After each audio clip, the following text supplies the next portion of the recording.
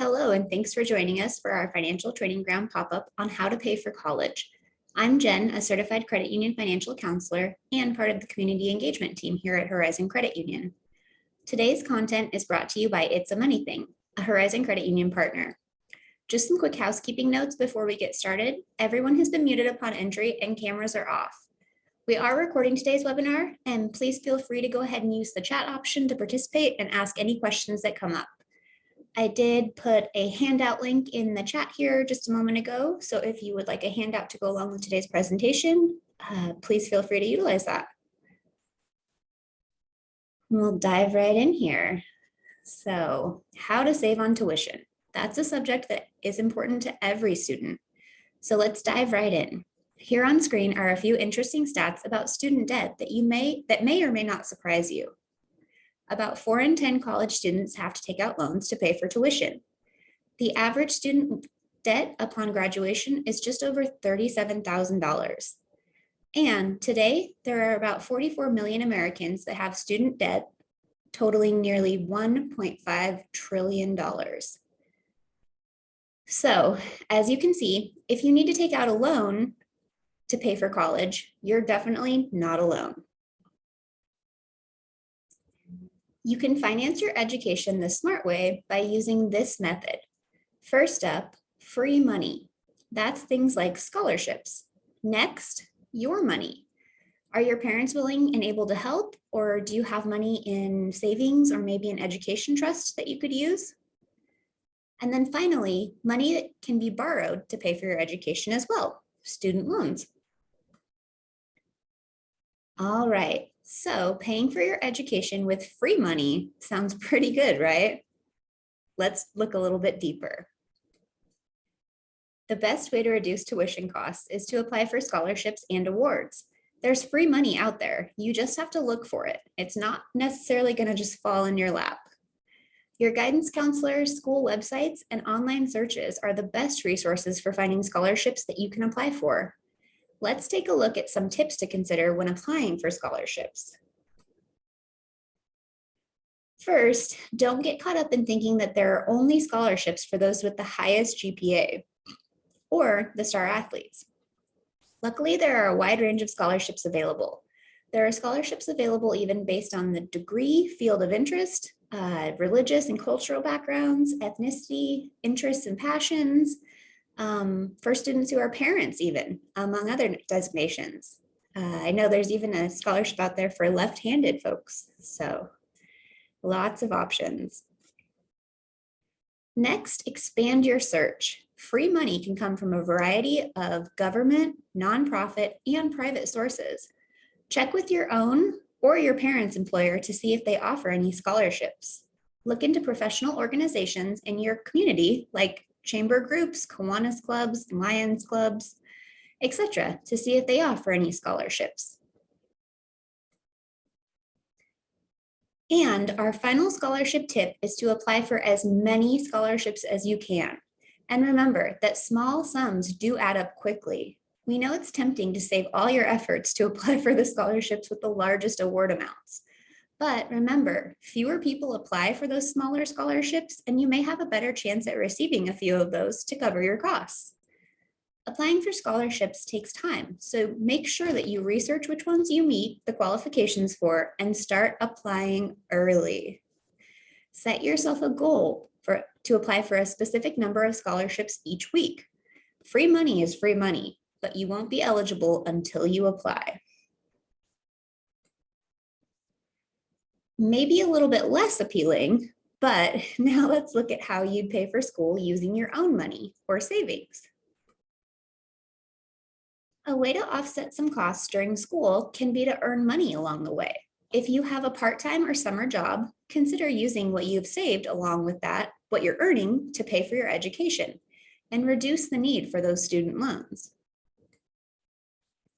Like I mentioned, you may have had a summer job, or maybe you have a part-time job and be able to tap into that income to pay for your education. Your parents may even set you up an educational savings account. So first, consider what options you have available to you. And next, determine if you will need to start or continue working a part-time job while going to school. Unsure of what you want to major in? No problem. Taking an entry-level part-time job might be a great way to get experience in a specific field to determine if that's of interest for the rest of your career. If you find out you do need a part-time job during school, look into work-study programs offered by your college or university. These are great because they tailor your hours around your class schedule. The jobs are on campus, so that doesn't require any extra transportation costs, and they're usually more flexible and sometimes allow you to study even while on the job. Think about ways that you can make some extra money on campus by tutoring, reselling old textbooks, and maybe even applying as a teacher's assistant. The opportunities are out there. You just need to look for them, just like those scholarships.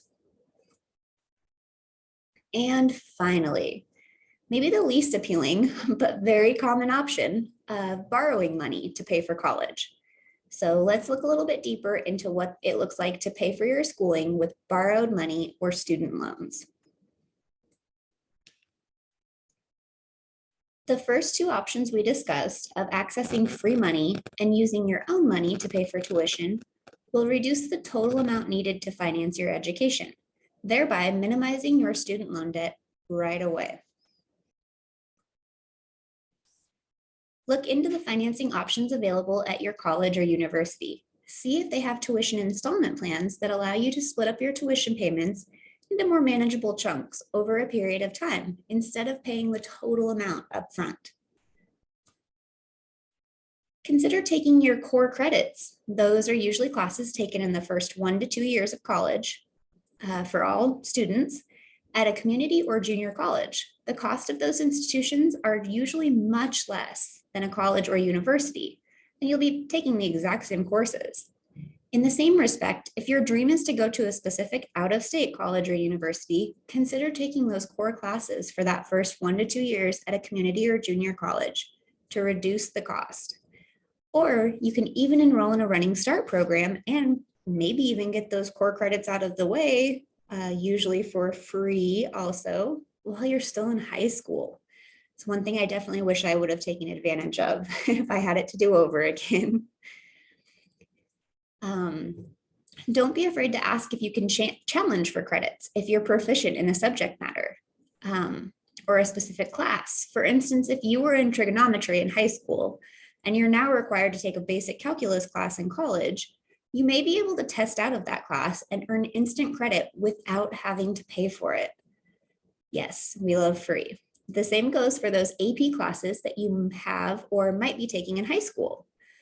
Ensure you take the exam at the end of the class and have the credits for that class transferred to the college or university that you're choosing. And finally, probably the most important tip of student loans and borrowing money for education, borrow only what you need. If you have enough in savings for your basic living expenses like rent or food, transportation, etc., then only get a student loan for the amount of tuition. It's definitely something I saw in school pretty often, unfortunately, was people getting these crazy loans and thinking it was free money, but it's not at all free. You have to pay it back. So yes, if you do have to take out a student loan to cover some of those basic living expenses, consider living a basic lifestyle, because remember, you will have to pay back every penny you use. So living an extravagant lifestyle now only means you'll be paying it off longer. All right, so we've covered the 3 best ways to pay for college here. Does anybody have any questions at all? All right, I don't see anything coming through in the chat, so we will go ahead and wrap everything up today. That free money, your own money, and then borrowed money. Remember that order. We'll watch a quick video to remind us of that.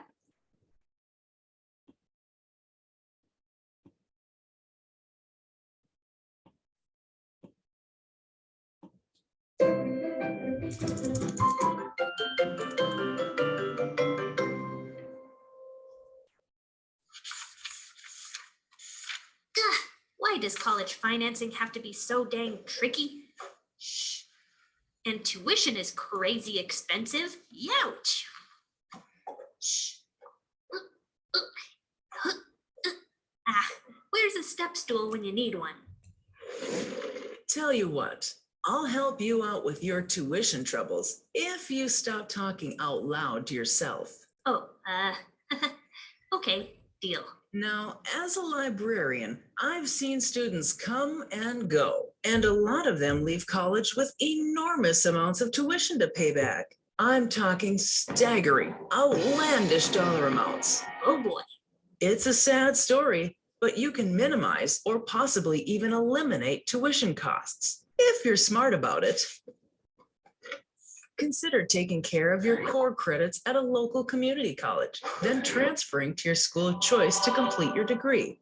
You can also explore challenging for credits. Some colleges allow you to skip a course if you can demonstrate that you're proficient in the subject matter. This can save time and reduce your overall tuition. A smart, proactive plan can help you save lots of cash. Make a pro game plan. Got it. Once you have your plan in place, it's time to start financing your tuition. First and foremost, go for the free money. Ooh, I like the sound of that. There is a ton of free money out there just waiting to be claimed. So apply for every scholarship, grant, and award you can. You don't have to be a mega genius or a sports star to get a scholarship, and you might qualify for grant money you wouldn't expect. Free money can come from a variety of government, nonprofit, or private sources. Your employer, your parents' employers, professional associations, and service clubs may also provide funding. It's important to act quickly and keep on top of new deadlines throughout your studies so free money can catch some of your tuition for you. Think fast. Gotcha. Grab the free cash. Next, use your money, which means provide some extra funding for yourself. Education savings are great if you have them. Otherwise, consider a part-time job or a work-study program. Earning while you study will help you pay as you go and will keep your tuition from adding up. Self-reliance. Check. Good attitude, but your money might only get you so far, which brings us to borrowed money. If you do need student loans, make sure you trim down the amount you borrow as much as possible. Some schools even offer tuition installment plans that can reduce your need for loans. For any money you do borrow, it's essential to spend it wisely. Though it may be tempting to max out your loans and credit lines to live the college dream, you might wake up from that dream extremely broke. I mean ridiculously broke, up to your eyeballs in piles of debt. Okay. Yep. Eyes on the prize. Good. So to save on your tuition, use free money, your money, and borrowed money. In that order. Lesson over. Bye. What a nice lady. Shh.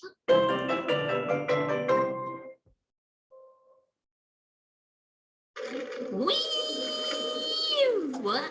Don't make me shush you. No shouting in the library. All right. Let me go ahead and get our presentation back up here and we'll wrap things up. So, as we learned, there are many ways to save and pay for your education. The path you choose needs to fit your short and long-term goals, so you're not strapped to large amounts of debt after graduation. And finally, you can continue your financial journey at the Financial Training Ground on hzcu.org. Explore a variety of topics, including interactive guides at the top link shown, or create a personalized financial education playlist from the bottom link here. Thank you so much for joining us. I hope you have a terrific rest of the day.